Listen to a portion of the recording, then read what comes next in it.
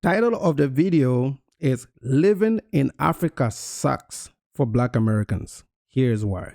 Okay, so you guys know we already have a problem with the title. But before we get into the video, I just want to make some observations clear because I went back to look at some of the previous videos of this same creator. His name is No Limit Eddie with 82,000 subscribers, and I noticed a trend. A trend that is so common with Western blacks. Okay, very common trend with Western blacks. And if you're a friend of the channel, you already know what it is. Forever complainers. But we want to get into the video and get the context of exactly why it sucks maybe just for Black Americans. He used to say living in California sucks when he lived in California. So this is one of those people. All right, so buckle up. Let's go ahead and get into the video. I've been living in Africa now for over 5 years, and in that time, I've seen waves of Americans come, but also go. And normally they're not leaving because they prefer living in America or they just hate living in Africa, although sometimes that is the case. Typically they're leaving because of challenges that are just too hard to ignore. That's why it's super important that we have an honest conversation about why Black Americans just can't seem to stay in Africa. Shalom, my name is No Limit Eddie. I'm an American who moved to Africa at just 21 years old, and I've documented the last 5 years of my travel journey right here on this YouTube channel to make your move to Africa even easier. If that sounds interesting to you, then drop a like.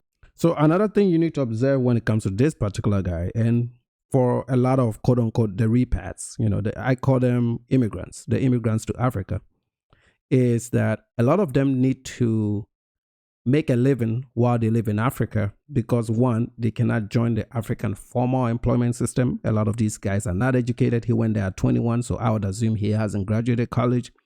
Secondly, they don't have the permits and the work permits to be able to work in these countries.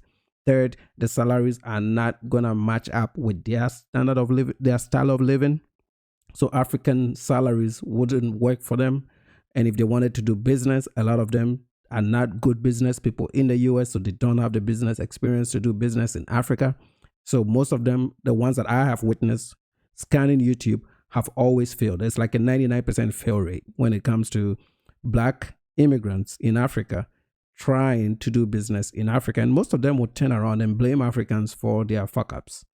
You are never good business people in America. You're not going to be the best business person in a developing country. It doesn't work like that. But you can't really get this through these cows. These are very hard cows, okay? So, but he does these negative videos so that he can still attract people that are really, really wanting to quote unquote escape racism, and then use these negative videos as warnings to tell the audience that you need a plug. You need somebody that has lived in Africa for 5 years, like myself, to show you the way.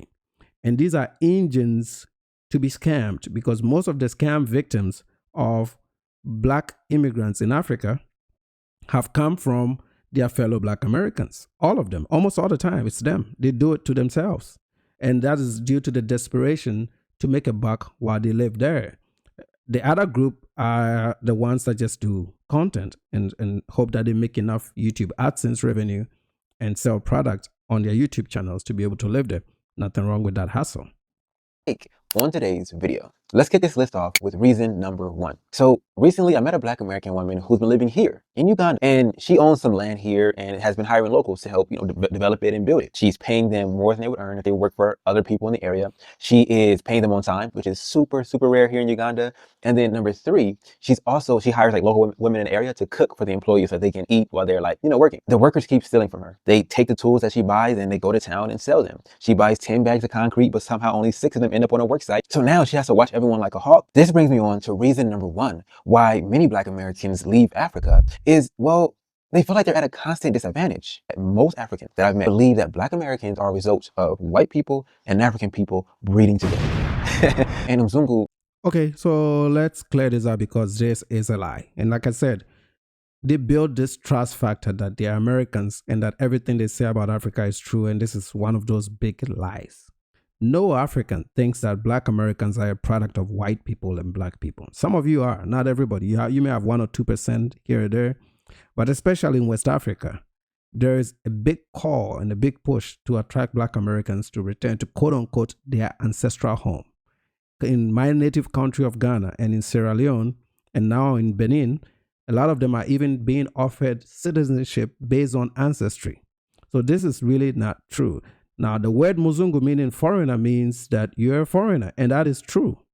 You're not Africans. You're of African ancestry, but you haven't lived and grown up in Africa. And that's okay. You can tell I'm African from just how I speak.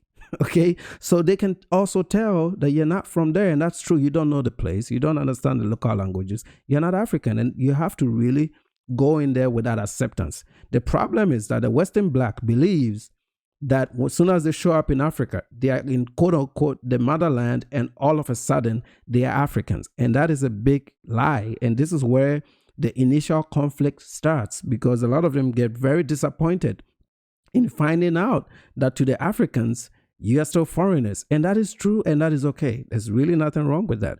Now, let me address the part of people being dishonest when you work with them and stealing your product and your thing. I go through it as an African too. And this is very common in all developing countries. Finding trustworthy employees is a problem. I've gone through hundreds of employees over my time doing business in Africa, and I still do business in Africa. But once you localize yourself and you surround yourself with the right people, with the right energies, you can minimize that risk. It's not going to completely go away. There's still going to be people that will come there and do things that are unacceptable. But you can minimize the risk to where it doesn't hit your bottom line. And a lot of these guys fail to do that. And they feel that they're being targeted. But really, it isn't. It's all part of strategy. These are things that will happen in any developing country, including in Latin America. And these guys that come on and make these videos make it sound like people don't steal from their employees here in the US. It happens. I mean, it does. Come on, man. We live here. We know it happens. And most of the times when it happens, it comes from the minority groups. It comes from this same community of guys that have moved to Africa telling us that we steal when we work for them. They steal over here too. Means like white man. They believe it's perfectly acceptable to lie to the Mzungu, to steal from the Mzungu, to mistreat the Mzungu. And the logic they use to like justify this or to make it okay is, well, you have money and I don't. And you see, being an American means you earn dollars, and earning dollars means in eyes of locals, you are rich. Speaking of dollars, if you guys want to know how to continue to make US dollars while you're traveling the world and living abroad, I highly encourage you to pick up a copy of my book, 14 Ways to Make Your Very First Dollar Online. Exactly. This is what I've been saying about a lot of these young people that have left and gone to Africa to quote unquote escape racism. They have to make money some way. This is why they chat GPT bullshit and go on Amazon and put out nonsense books. I can guarantee if we buy this book, none of us are going to make a single dollar from anything that he suggests to you. Because the things that make you money, you normally don't openly share like that. You don't openly share it like that. And even if you put it in a book, a $12 book, there's not a lot of information that I'll put in a $12 book because it's simply too cheap unless I sell multiple copies of it. And that's not the case. So these guys are in constant need to make digital money to be able to live there. And that is due to the fact that they cannot make money in Africa. It's not an easy place to make money if you're not a local person. And for some people, being an American in an African country is just not a burden that they want to carry. And so they leave. Now, this next point even has me questioning if I want to stay in Africa. And that is reason number 2, why so many Black Americans leave Africa. And that is the lack of stability. Most Black Americans are setting up their long-term lives on tourist visas. You see, a tourist visa, like on the high end, will allow you to stay in the country for about 90 days. But budget travelers have found a bit of a glitch in the system. You see, when you fly out the country for 24 hours and fly back in, well, they're going to issue you a new visa. So what many Black Americans are doing is they spend 90 days in the country, then they fly out for 24 hours, come back in for another 90 days. And by the time you do that 4 times, you spent 12 months in that country. And as they that only applies, there's 54 countries on the continent. Not every country is connected to the transatlantic slave trade. So the countries that have become their new favorites, which is mostly East Africa, Uganda, Kenya, Tanzania, these countries were not part of the transatlantic slave trade. If they were, very minimal, there's no slavery impact. So they don't have ancestry visas or permits for people to live there long term and to own property. But these stubborn heads keep wanting to go there because one, East Africa is cheaper. They believe East Africans are a bit more timid and can tolerate their bullshit more. And this is why they forcibly made East Africa a favorite as opposed to the West Africa where they have real ancestry, and countries like my country, Ghana, that has a formal visa program to make these people permanent and even to make them citizens. Once an American or a Western black or a black person from the Caribbean becomes a Ghanaian citizen, they have the same rights as I do. They can own land, property. They can even start owning land before they become citizens. They eventually get their citizenship, and they can really be permanent in Ghana. And I've known numerous Black American families that have lived in Ghana for decades before these young cats were even born. So this is not entirely true. They are trying to go to countries that have no connection to the transatlantic slave trade. They're trying to make that home. And the visa programs just don't allow you to be there. It's the same migration story that an immigrant to America would go through. You start with a visa, you try to find your green card, and then you try to get your citizenship. For the average Black immigrant from Africa or the Caribbean to the US, for newsflash, for those of you that don't know, it takes the average person 12 years to become a US citizen. 12 years. So if we are willing to put in our 12 years to be able to own property in America and stay in America long term for that same stability that he's talking about, why are these people not wanting to do 5 in Ghana to become citizens? Actually, in Ghana, they get it a little bit sooner than that. So this is really unfair when they bring Africa in as if we're doing something deliberately wrong, and that's not the case. You have to earn that citizenship. Just like your approach to benefits in America, we're just not going to give it to you like that. And that is okay. Those are the rules. If South Africa makes it difficult, Kenya and Rwanda make it difficult, you have the option of Sierra Leone, Ghana, or Guinea. There are countries that will give it to you. And even as Africans, it's a continent, not a country. For us Africans, I can't just go live in Zambia. I just started my application process to get my Zambian spousal permit, even though I've been married to my wife for going on 12 years. And I never did it, and I wish I did it earlier. This is when I'm doing it, and I'm scheduled to attend an interview to get it. And I'm African. I just can't get up and go live in Zambia. I need to go through a spousal permit to be able to earn permanent residency to be able to live in Zambia, because Zambia is part of my retirement plan. So I had to start working on it now. So we all go through that. But you guys, see, the reason that we get into these arguments here is you guys are always quick to put these things online, and you always misinform, and you lie, and you complain. And that's why I don't really dig a lot of the folks that move down there like that, because you don't report factually. Hey, the math is mathing, right? But this is also how many people get caught with their pants down. Reason number 3. Now, in Egypt, a country I lived in for over 3 years, I have residency, I have a national ID, I got a motorcycle. I could go back to Egypt right now today and be overly sturdy. But where I am right now in Uganda, I'm doing that whole tourist visa nonsense that I just told you about. Now, why would I leave residency to come deal with the tourist visa nonsense? Enough said.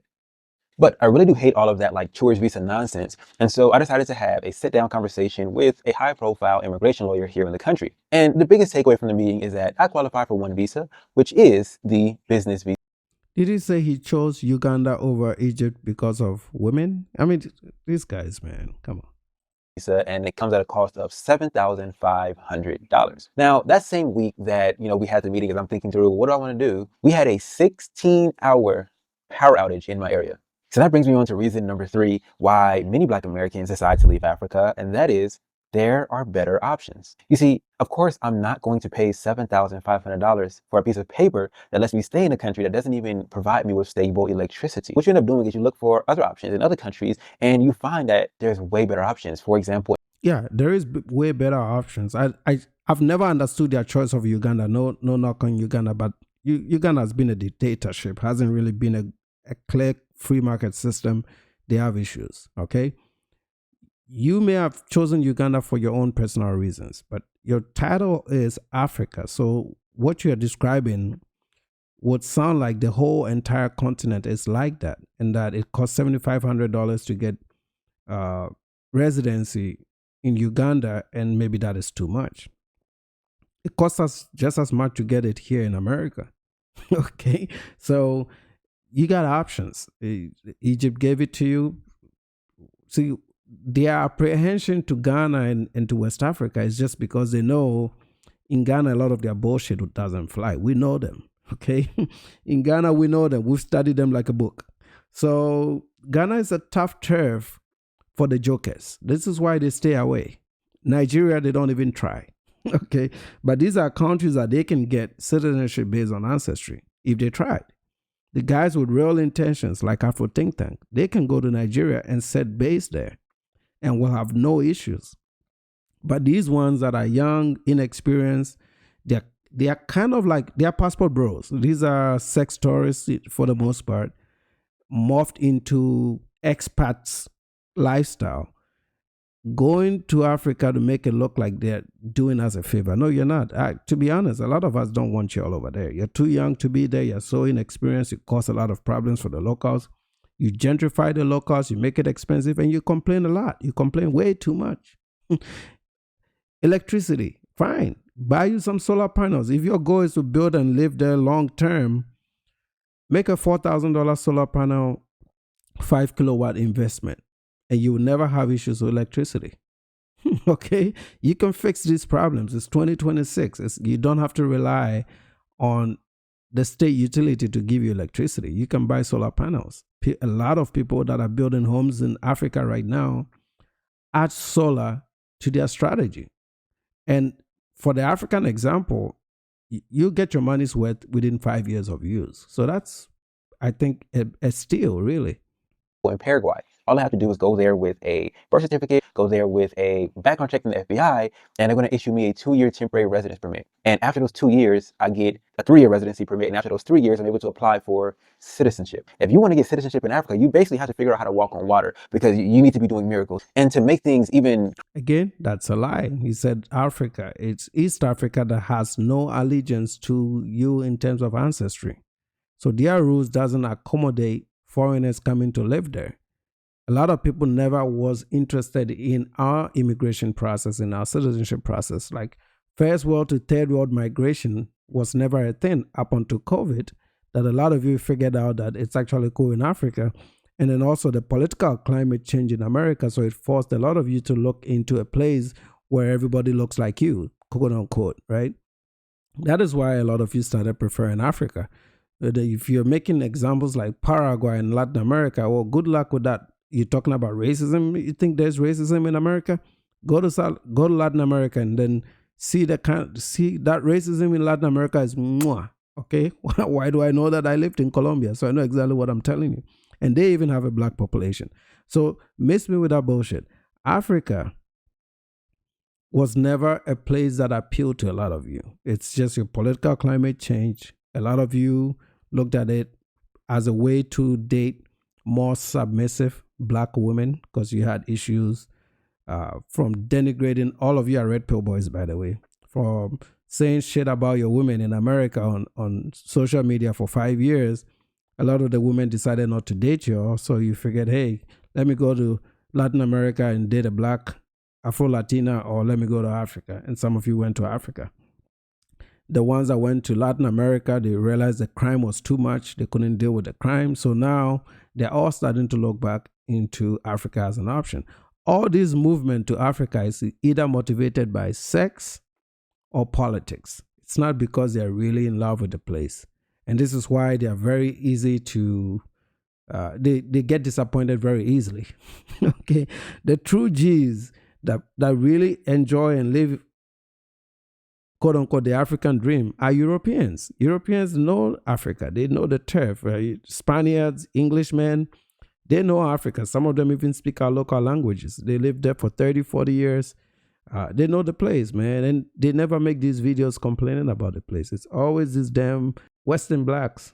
Crazier is like, with these places that are offering you easy residency, easy citizenship, the malls are nicer, the roads are nicer, the quality of life is better. You can fly around the continent of South America for $50, $100 from country to country. The truth is, I'm in a very unique position in life to where I can... So let's ask a few questions about what he just said, because they, these are like sound bites. If white folks did this to them, they'll cry racism. Right? We have airlines. You can fly from Johannesburg to Nairobi. How did he get there? Did he be at the back of a donkey or a camel?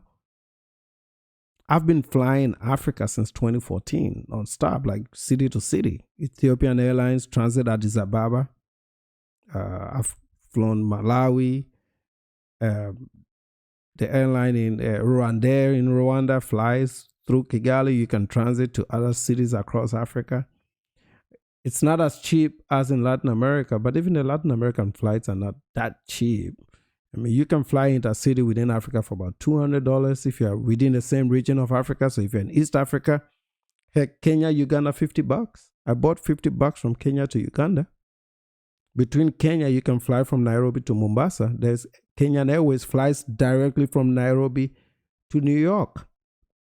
So they make these things because nobody really challenges these videos. Nobody really puts their truth out there. They talk as if this is the Africa of 1970, and that is not true. You can fly within African countries easily. Senegal to Accra, there's flights, man. You can book your flight and fly.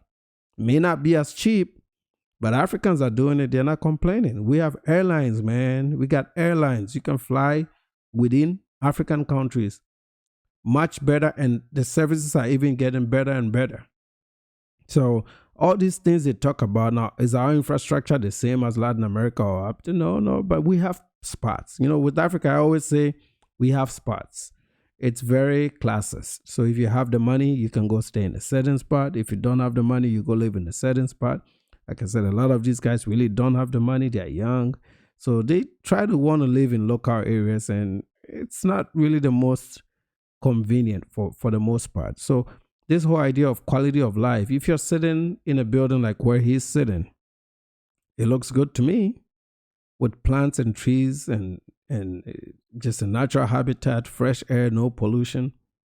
You know, some people can call this quality of life with organic food, no chemicals. I don't know. These things they talk about, the bigger problem and the big challenge for a lot of us, like Africans that live in the West, it's usually money, income. We can't make the incomes that we would here over there. And that is also changing, which is why you're seeing a lot of people go back home. A lot of guys are starting to move back home because they figured out a way to replace that income within Africa. So most Africans, if they can figure out the income part, would move back home. Okay? But the quality of life thing, it's not true. It's just a lie. Quality of life just depends on your money. You ain't got the money, it doesn't matter. You can be in America and have a horrible quality of life. Truly have the world open to me. It doesn't matter if I'm in Africa, if I'm in Asia, if I'm in South America, I can go where I'm going to be treated best because wherever I have my laptop is where I have my income, right? And so if you're also interested in learning how to create an online business that gives you the freedom to live anywhere you want in the world, go ahead and pick up a copy of my book. Yeah, we're 8 minutes into his video and he's done 3 income and money pitches already. It's just all about convenience and lifestyle. These people don't care. You need a video like this to get people curious, but it's also a lot of misinformation.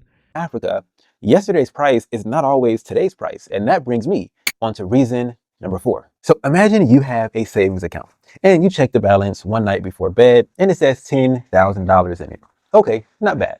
And then you decide to check it again at the end of the month. You haven't added anything to it, but you also haven't spent anything out of it. So you're expecting it might be just a little bit above 10K because, you know, a little interest payment should have hit. But when you check the account, however, you only see $6,700. Your heart's going to drop. You're going to ask yourself, well, where the heck did all my money go? You see, the Americans over in Ghana didn't have to imagine that scenario because that's practically what happened to them. In April to May of 2025 over in Ghana, the exchange rate completely flipped against those who held US dollars. And so overnight, everything became 30% more expensive. That's why my reason number 4 why many Black Americans leave Africa is that sometimes Africa gets too expensive. Now, that's a dumb reason to use the exchange rate as a reason to leave Africa. If anything, the American dollar has always been at an advantage long term. I'm talking about long term against the basket of African currencies.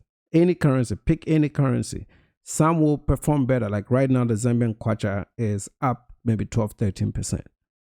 But in the long term, over a period of 2 to 3 years, the US dollar always outperforms a majority of African currencies. So you're already at an advantage earning in dollars. You can also have hybrid bank accounts. You can have your Ghanaian city bank account from your local commerce and the things you do in Ghana to hedge against your US dollar that you have in your American bank accounts, because you can use your debit cards there. You don't need to open a bank account in Africa. You can actually use your US debit cards there. If you have Chase with no foreign transaction fees, Capital One has accounts that have no foreign transaction fees. You can use your US bank accounts there. You don't need to open a bank account in Africa. You can swipe your cards. The prices that he's talking about, if you're buying in supermarkets, the prices are posted. You don't need to negotiate or bargain. Bargaining and negotiating is for us. It's for us Africans. We are the ones that know how to bargain stuff. You guys have to go to supermarkets and buy from ShopRite, where the prices are there, where you don't have to negotiate. Okay? So there are workarounds around all of the things that he's talking about. The exchange rate issue, it's actually a lot in your favor for the most part. And sometimes you're going to suffer short-term losses. But according to any data, you can go on Google Finance and look at this. From Yahoo Finance, pick any African currency, look at the 5-year chart versus the US dollar. And the dollar has always dominated. It's always going to dominate third world countries. Sometimes we get a little bit of adjustments up, but it's never been an issue. Don't know why they make this thing sound like when you're over there, your dollar is just going to keep dropping to $6,700 when you convert it. That is not true. Absolutely bogus. Rate changing is only a temporary thing, but other times it's permanent and continues to get worse. And so many people have like this false concept that Africa is cheap. And Africa is only cheap if you're going to live like a local. But for those of you guys who are watching this video on your 55-inch TV screen or your brand new iPhone, you're not ready to live like a local. And so Africa will not be cheap for you. You're not ready to not have a hot water heater in your home. You're not ready to take showers with a bucket. You can't stomach eating these same 5 foods in very similar combinations every single day. You're just not cut out for it, and neither am I. And so what happens is, in many cases, when people start seeing their cost of living, the cost of food, the cost of rent rising too quickly, most of the time what they actually do is go to a place where they're able to earn more money. And a lot of times that place happens to be back to the States. If we add our student loans, we need a minimum $7,000 a month for the basics. That doesn't include kid activities. It doesn't include food. I haven't included food yet. I'm just talking about mortgage, and utilities and a few things. Okay, baseline minimum $7,000 just to live here.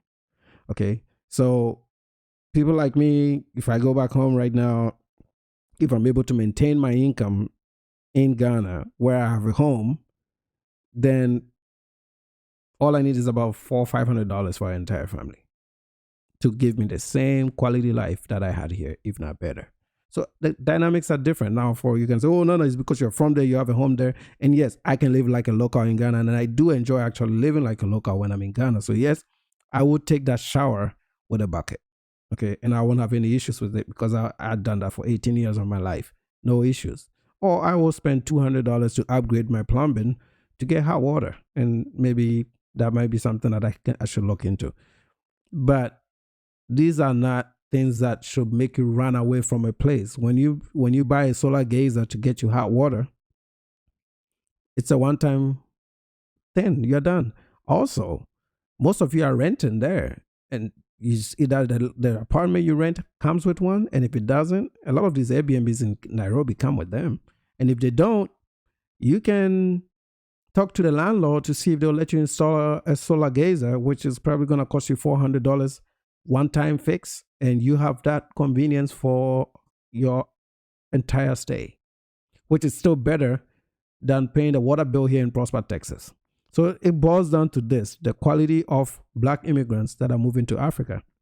They just don't have the incomes, which is why once stuff dries out, they're very quick to return home.